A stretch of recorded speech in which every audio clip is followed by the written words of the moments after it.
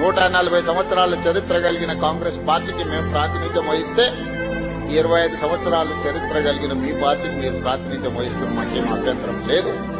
మీరు విజయోత్సవం సభలు ఏర్పాటు చేసుకుంటూ అంటే మంత్రి పొన్నం ప్రభాకర్ గారిని పిలిచి ఎన్ని వందల బస్సులు అడిగినా అన్ని వందల బస్సులు వాళ్ళకి ఇవ్వండి, వాళ్ళక్కడ సభ ఏర్పాటు చేసుకోనివ్వండి, వాళ్ళకు అవసరమైన అన్ని వెసులుబాట్లు కల్పించండి అని చెప్పి ఆర్టీసీ అధికారులనే కాదు పోలీసు అధికారులను అక్కడుండే మున్సిపల్ అధికారులను కలెక్టర్లకు అందరికీ కూడా నేను సమీక్ష చేసి ఆదేశాలు ఇచ్చిన.